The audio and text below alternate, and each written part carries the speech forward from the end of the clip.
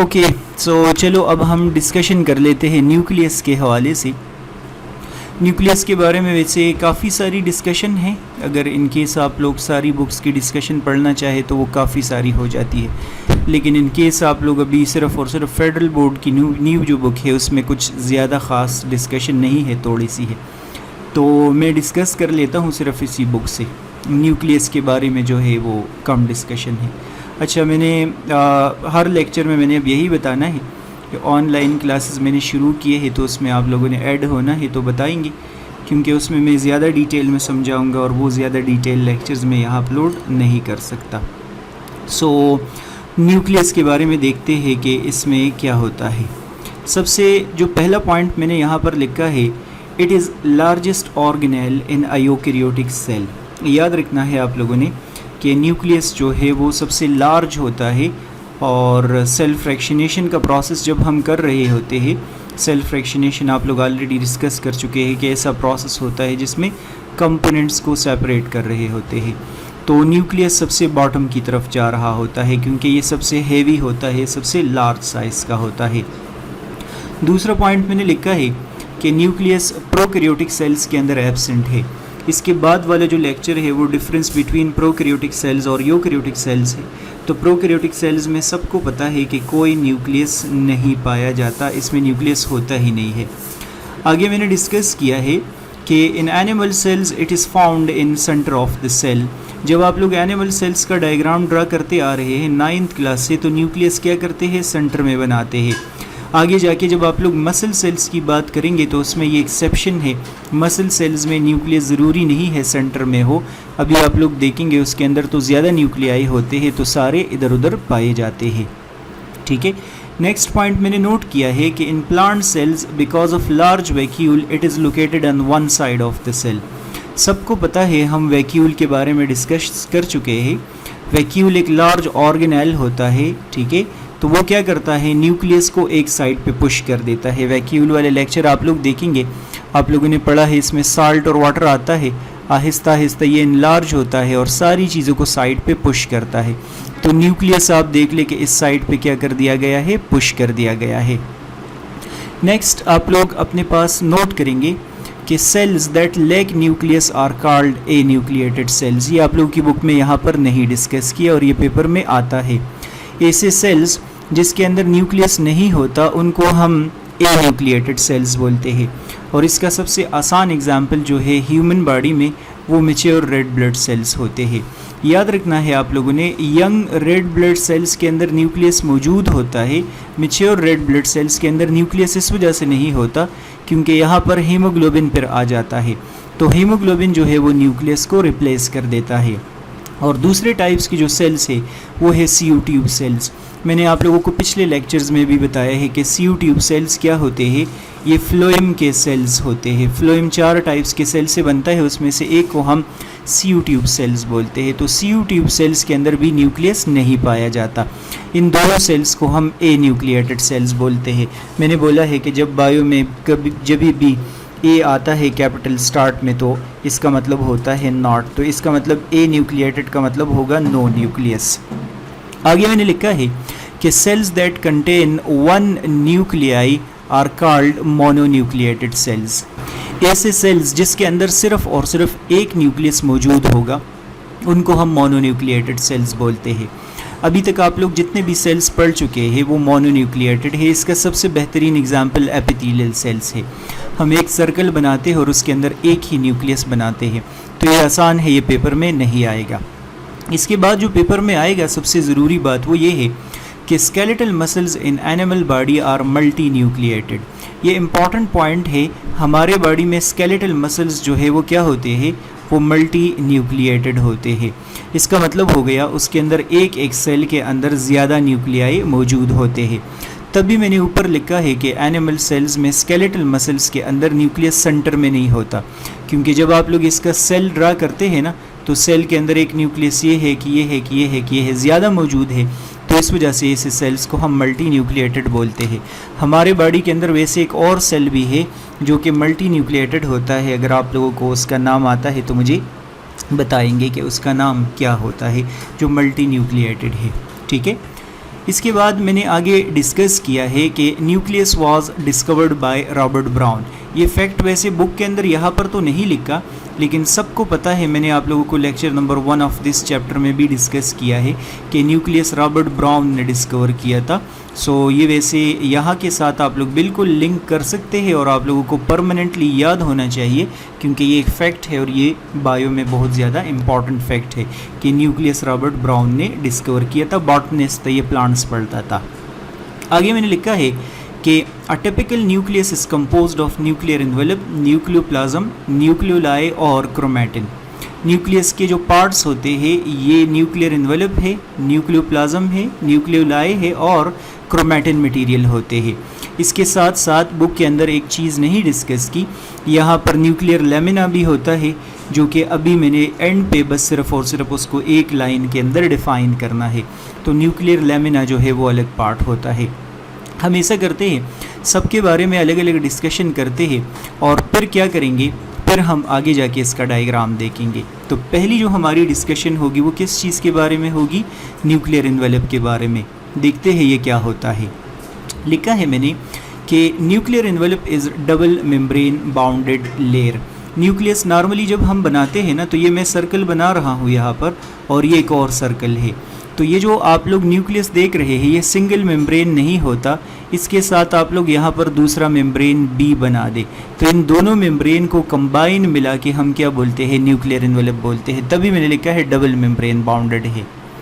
आगे डिस्कस किया है both the membrane has a space between them called perinuclear space. ये देख ले, यहाँ पर दोनों मेम्ब्रेन के बीच में ये जो स्पेस आप लोग देख रहे हैं, मैं डायग्राम में आप लोगों को दिखाऊंगा ये क्या होता है, ये पेरीन्यूक्लियर स्पेस होता है दोनों के बीच में। नेक्स्ट मैंने नोट किया है कि both the membranes are composed of lipid bilayer and protein. अगर ये एक मेम्ब्रेन जो बाहर वाला नज़र आ रहा है ये भी मैं हटा दूँ और ये भी इधर से रिमूव कर दूँ और इसका कंपोजिशन चेक कर ले, तो इसका कंपोजिशन वही होता है जो सेल मेम्ब्रेन का होता है। सेल मेम्ब्रेन में आप लोगों ने क्या पढ़ा था कि लिपिड बाइलेयर होता है, प्रोटीन होते हैं। सो आप समझे कि यहाँ पर आप लोग फ्लूइड मोज़ेक मॉडल जो है वो क्या कर सकते हैं, अप्लाई कर सकते हैं। So both the membranes are composed of lipids and protein. मैंने आगे लिखा है कि ribosomes and cisternae of the endoplasmic reticulum are connected with outer nuclear membrane. ये तो हमने वैसे राइबोसोम और एंडोप्लाज्मिक रेटिकुलम वाले लेक्चर में भी डिस्कस किया है कि यहाँ पर क्या मौजूद होते हैं आउटर मेम्ब्रेन के साथ। ये देख ले, मैं अटैच कर रहा हूँ क्या, एंडोप्लाज्मिक रेटिकुलम। दूसरे डायग्राम में आप लोग देखेंगे यहाँ एंडोप्लाज्मिक रेटिकुलम भी और राइबोसोम्स भी इसके ऊपर अटैच्ड होते हैं। तो ये इंतहाई ज़रूरी बात है, आपसे बाकायदा पूछा जा सकता है कि एंडोप्लाज्मिक रेटिकुलम किस चीज़ के साथ अटैच्ड होता है, कौन सा एंडोप्लाज्मिक रेटिकुलम जो है वो अटैच्ड होता है, एंड सो ऑन। ये भी सिंपल सा है। आगे मैंने लिखा है कि nuclear envelope contain small pores called nuclear pores. अब ये जो आप लोगों ने यहाँ ये सीधे मेम्ब्रेन बनाया है ना, ये इस तरह स्ट्रेट मेम्ब्रेन नहीं होता। असल में न्यूक्लियर मेम्ब्रेन जो है वो ऐसे अंदाज में होता है, इस तरह होता है, ठीक है। सो ये भी डबल मेम्ब्रेन, ये भी डबल मेम्ब्रेन, ये भी डबल मेम्ब्रेन, ये भी डबल मेम्ब्रेन, ये भी और ये भी। और आप लोग देख ले बीच में ये क्या मौजूद है, छोटे छोटे पोर्स मौजूद है। इन छोटे छोटे पोर्स को हम क्या बोलते हैं, न्यूक्लियर पोर्स बोलते हैं। ये न्यूक्लियर पोर्स ऐसे ओपन नहीं होते। These pores are formed by the presence of certain protein called nucleoporins। ये जो पोर्स होते हैं ना, ये पोर्स ऐसे खाली नहीं होते। यहाँ पर इसके अंदर ये ब्लैक कलर का प्रोटीन है, ये ब्लैक कलर का प्रोटीन है, यहाँ पर ये प्रोटीन है, यहाँ पर ये प्रोटीन है। ये कुछ प्रोटीन्स पाए जाते हैं और इन प्रोटीन को हम क्या बोलते हैं, न्यूक्लियोपोरिन्स हम इसको बोलते हैं। तो न्यूक्लियोपोरिन्स प्रोटीन है और उसके अंदर जो खाली स्पेस है उस खाली स्पेस को हम न्यूक्लियर पोर बोलते हैं, ठीक है। आगे मैंने लिखा है कि nuclear pores are responsible for the exchange of substances between nucleoplasm and cytoplasm. ये आप लोगों को सेल नज़र आ रहा है ना, तो इन न्यूक्लियर पोर्स की मदद से सब्सटेंसेस अंदर भी जा रहे हैं और सब्सटेंसेस बाहर की तरफ भी जा रहे होते हैं। सो ये साइटोप्लाज्म है और अंदर की तरफ न्यूक्लियोप्लाज्म होता है। तो इसमें जो एक्सचेंज अकर होता है वो किस चीज़ की मदद से, न्यूक्लियर पोर्स की मदद से एक्सचेंज अकर होता है। अब क्वेश्चन ये है कि कौन सी चीज़ों का एक्सचेंज अकर होता है। तो यहाँ पर मैंने लिखा है कि the exchange of substances includes RNA का एक्सचेंज होता है, राइबोसोमल प्रोटीन होते हैं, ये न्यूक्लियस से साइटोप्लाज्म की तरफ जाते हैं। ये देख ले, आरएनए यहाँ पर इस न्यूक्लियस में बनेगा तो वो आरएनए फिर साइटोप्लाज्म की तरफ जाएगा। या राइबोसोम भी आप लोगों ने डिस्कस किया है, न्यूक्लियस में बनते हैं ना, तो वो भी यहाँ पर बाहर की तरफ जा रहे होते हैं। सो आरएनए और जो राइबोसोम है वो न्यूक्लियस से बाहर निकल रहे होते हैं, ठीक है। And protein such as DNA polymerase, carbohydrate, signalling molecule, moving lipids into the nucleus. और लिखा है कि सिग्नलिंग मॉलिक्यूल सेल सिग्नलिंग वाले अंदर की तरफ जाते हैं, प्रोटीन एंजाइम्स अंदर की तरफ जाते हैं, लिपिड्स वगैरह जो है वो अंदर की तरफ जाते हैं। ये खैर कोई इतना ज़रूरी पॉइंट नहीं है, इसकी टेंशन आप लोगों ने नहीं लेनी। फिर मैंने आगे लिखा है कि the nucleus of a cell that is synthesising protein at low level have fewer nuclear pores. याद रखेंगे आप लोग कि कुछ न्यूक्लियर एनवेलप के अंदर पोर्स ज़्यादा होते हैं और कुछ के अंदर जो पोर्स होते हैं वो क्या होते हैं, वो कम होते हैं। तो आप लोग नोट करेंगे कि जितने भी डिफरेंशिएटेड सेल्स होते हैं, डिफरेंशिएटेड मीन जो स्पेशलाइज्ड सेल्स होते हैं, जो प्रोटीन कम बना रहे होते हैं, उसमें न्यूक्लियर पोर्स कम होंगे। और अगर अनडिफरेंशिएटेड सेल्स हो, जो बार बार प्रोटीन बना रहा होता है, जो कि बार बार सिंथेसिस कर रहा होता है प्रोटीन का, उसके अंदर क्या होता है, न्यूक्लियर पोर्स का नंबर इंतहाई ज़्यादा लार्ज होता है। तो बस आप लोग समझे कि जो एक्टिव सेल होते हैं उनमें न्यूक्लियर पोर्स इंतहाई ज़्यादा होंगे, और जो एक्टिव सेल्स नहीं होते, जिसके अंदर प्रोटीन कम बनते हैं, उसमें न्यूक्लियर पोर्स क्या होते हैं, कम होते हैं। ये वैसे बुक के अंदर पॉइंट नहीं है, आप लोग इसको ऐड कर सकते हैं, ठीक है। आगे मैंने डिस्कस करना है न्यूक्लियोप्लाज्म आप लोगों के सामने। न्यूक्लियोप्लाज्म क्या होता है, लिखा है कि it is semi fluid portion of the nucleus. ये आप लोगों को सेल नज़र आ रहा है, ये उसके अंदर न्यूक्लियस है। तो ये जो न्यूक्लियस के अंदर यहाँ पर मैं डॉट्स बना रहा हूँ, ये डॉट्स आप लोग सपोज करें न्यूक्लियोप्लाज्म है, फ्लूइड पोर्शन होता है। It is slightly different from cytoplasm. ये देखिए यहाँ पर साइटोप्लाज्म भी मौजूद है ना, तो आप लोग बोलेंगे कि न्यूक्लियोप्लाज्म साइटोप्लाज्म से क्या होता है, डिफरेंट होता है। It contains proteins, enzymes, free nucleotides, metal ions, histone and non histone protein. यहाँ पर इस न्यूक्लियोप्लाज्म के अंदर जो यूनिक चीज़ें मौजूद होती है, न्यूक्लियोटाइड्स मौजूद है। न्यूक्लियोटाइड्स यहाँ क्यों होते हैं, डीएनए और आरएनए को बनाने के लिए। मैग्नीशियम आयंस क्यों होते हैं, डीएनए और आरएनए के एंजाइम्स को एक्टिवेट करने के लिए। यहाँ पर हिस्टोन प्रोटीन मौजूद होते हैं। हिस्टोन प्रोटीन सबको पता है कि डीएनए के साथ एसोसिएट होकर क्या बनाते हैं, क्रोमोसोम बनाते हैं। तो साइटोप्लाज्म में न्यूक्लियोटाइड्स नहीं होते, साइटोप्लाज्म में हिस्टोन प्रोटीन नहीं होते। एंजाइम्स जो है साइटोप्लाज्म के और यहाँ के क्या है, डिफरेंट होते हैं एक दूसरे से। मैं डायग्राम में दिखाता हूँ। न्यूक्लियोप्लाज्म जो है वो आसान है, इसमें कुछ भी नहीं है। आगे बढ़ते हैं और न्यूक्लियस का नेक्स्ट पोर्शन, नेक्स्ट पार्ट जो है वो डिस्कस करते हैं। उसको हम बोलते हैं न्यूक्लियोलस या न्यूक्लियोलाई। न्यूक्लियोलस या न्यूक्लियोलाई सिंगुलर और प्लूरल है एक दूसरे के। सो मैंने लिखा है कि it is not membrane bounded structure. Nucleolus या न्यूक्लियोलाई आप लोग याद रखेंगे, ये सेल है, ये उसके अंदर न्यूक्लियस है। तो यहाँ पर ऐसा एक डॉटेड लाइन का स्ट्रक्चर बनाएंगे, ये मेम्ब्रेन बाउंडेड नहीं होता। ऐसे सर्कल आप लोग नहीं बना सकते क्योंकि न्यूक्लियोलस के अराउंड कोई मेम्ब्रेन नहीं होता। लोकेटेड इन द न्यूक्लियोप्लाज्म, जाहिर सी बात है कि न्यूक्लियस के अंदर की बातें हो रही है तो न्यूक्लियोप्लाज्म के अंदर होगा। अ सेल कंटेन वन और मोर न्यूक्लियोलाई, ठीक है, न्यूक्लियोलाई कर दे इसको। सो सेल के अंदर नॉर्मली हम बोलते हैं एनिमल सेल के अंदर 2 न्यूक्लियोलस मौजूद होते हैं, ज़्यादा भी हो सकते हैं, आप लोग डिस्कस करेंगे फिर। Nucleolus disappear during division phase. Mitosis and meiosis आगे हमारे लेक्चर्स आएंगे, 9th क्लास में वैसे पढ़ चुके हैं, इसमें कोई मसला नहीं है। आप लोग बोलते हैं कि प्रोफेज 1 में क्या होता है, बोलते हैं कि न्यूक्लियर मेम्ब्रेन डिसअपियर और न्यूक्लियोलस भी जो है वो भी क्या होता है, वो भी डिसअपियर होता है। तो सेल डिवीजन में हमेशा न्यूक्लियोलस क्या होता है, डिसअपियर हो रहा होता है। आगे मैंने लिखा है कि this nucleolus has 2 regions, 2 regions इसके होते हैं। एक रीजन को हम बोलते हैं outer peripheral region is granular control ribosomal subunit. मैं ऐसा करता हूँ ना कि ये आपके सामने न्यूक्लियोलस को बाहर निकाल देता हूँ, ये मैंने बाहर निकाल दिया। तो इस न्यूक्लियोलस का ये जो आउटर रीजन आप लोग देख रहे हैं, पेरिफेरल मीन बाहर वाला रीजन, ये ग्रैनुलर है। आप लोग देख ले इसमें छोटे छोटे दाने मौजूद है, ये आप लोगों को ग्रेन्स के फॉर्म में नज़र आ रहा है। तो इस ग्रैनुलर रीजन में राइबोसोम के स्मॉल सब यूनिट और लार्ज सब यूनिट मौजूद होते हैं।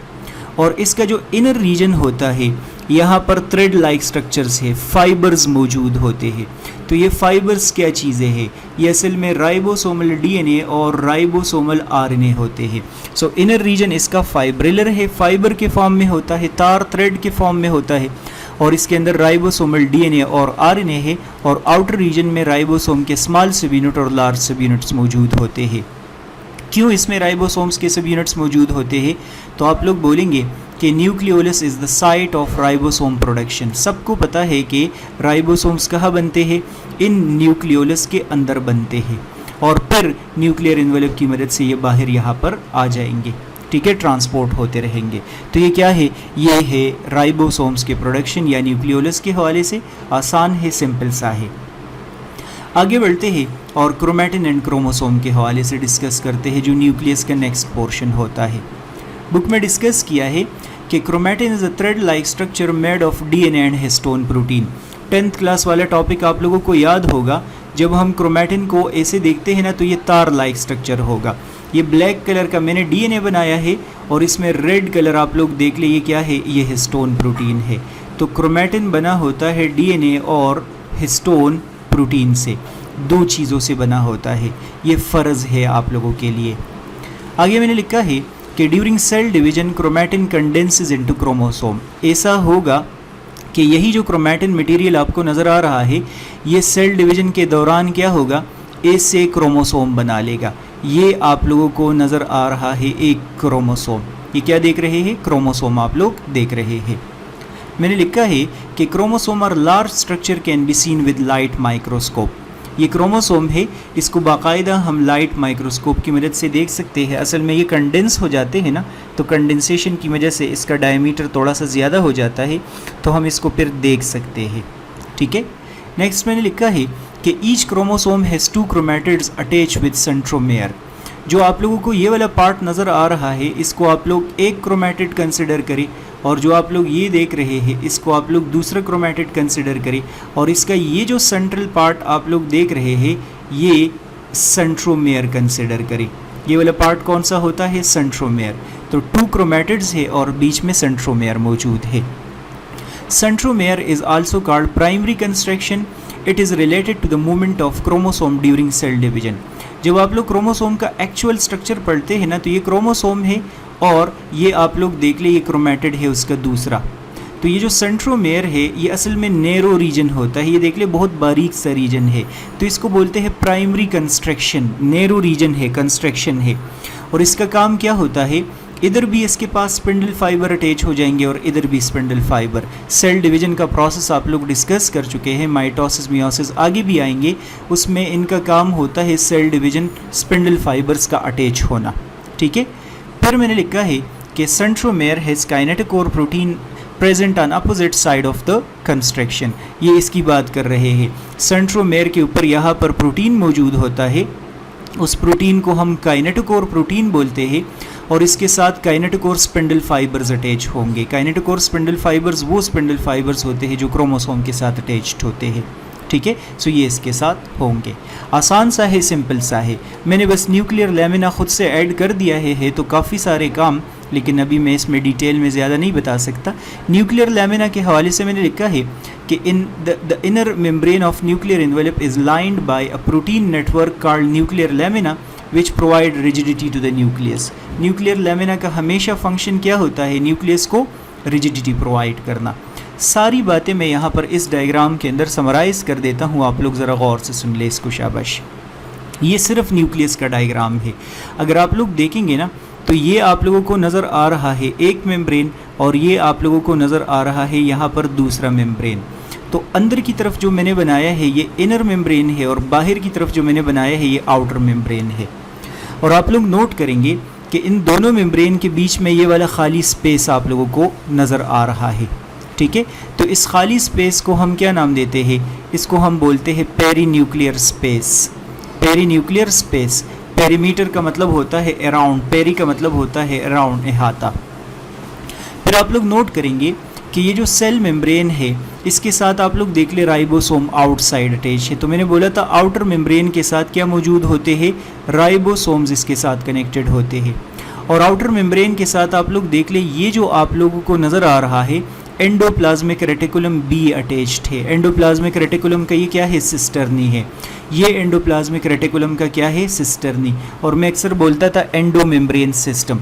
तो आप देख ले कि सारे के सारे मेम्ब्रेन्स एक दूसरे के साथ क्या है, कनेक्टेड है। फिर आप लोग नोट करेंगे कि ये जो न्यूक्लियस है इसके अंदर आप लोग देख ले ये जो आप लोग देख रहे हैं ना, ये प्रोटीन है। ये वाला क्या है, ये प्रोटीन है। तो इन प्रोटीन को हम क्या बोलते हैं, इन प्रोटीन को हम बोलते हैं न्यूक्लियोपोरेंस। प्रोटीन को हम क्या नाम देते हैं, न्यूक्लियोपोरेंस हम इनको नाम देते हैं। और इन प्रोटीन के अंदर जो होल मौजूद होगा, जो ओपनिंग मौजूद होगा, उस स्ट्रक्चर को हम बोलते हैं न्यूक्लियर पोर। और पूरे इस प्रोटीन और पोर को कंबाइन करके हम बोलते हैं न्यूक्लियर पोर कॉम्प्लेक्स। सो न्यूक्लियर पोर अलग है, न्यूक्लियोपोरिन अलग है, और न्यूक्लियर पोर कॉम्प्लेक्स जो है वो अलग है। फिर इसके बाद नेक्स्ट पॉइंट आप लोग देखेंगे, इस सेल के अंदर ये मेम्ब्रेन बाउंडेड कोई स्ट्रक्चर नहीं है, बस जस्ट एक डार्क रीजन है। ये क्या है, डार्क रीजन है। इस डार्क रीजन को हम बोलते हैं न्यूक्लियोलस। इस न्यूक्लियोलस के सराउंडिंग्स अगर आप लोग देखते हैं ये साइड्स, तो इसमें ऐसे ग्रेन्स होते हैं, छोटे छोटे दाने होते हैं, और अंदर की तरफ ऐसा तार होता है, थ्रेड लाइक स्ट्रक्चर। तो पेरिफेरल रीजन जो है वो राइबोसोमल सब यूनिट है, और अंदर फाइब्रिलर रीजन में राइबोसोमल डीएनए और वो होते हैं आरएनए। फिर आप लोग नोट करेंगे यहाँ पर मैंने बताया है आप लोगों को कि इस न्यूक्लियस के अंदर ये देख रहे हैं, ये जो ब्लू कलर का है ये है न्यूक्लियर लैमिना, और ब्लैक कलर का ये डीएनए लाइक स्ट्रक्चर देख रहे हैं, ये न्यूक्लियर लैमिना है। ये इस न्यूक्लियस को सपोर्ट प्रोवाइड करता है। जिस तरह सेल में साइटोस्केलेटन होता है, तो न्यूक्लियर लैमिना क्या करता है, ये न्यूक्लियस को सपोर्ट करने के लिए मौजूद होता है। और बाकी आप लोग ये देख रहे हैं कि क्या है, हिस्टोन प्रोटीन है। हिस्टोन प्रोटीन डीएनए के साथ एसोसिएटेड होते हैं। आसान है, सिंपल सा है, कोई इसमें कन्फ्यूजन है तो बताएंगे। और ये मेरे ब्रीफ लेक्चर है, डिटेल लेक्चर्स मेरे ऑनलाइन होते हैं, तो अगर आप लोगों ने उसमें इंटरेस्ट लेना है तो मुझे कमेंट्स में बताएंगे।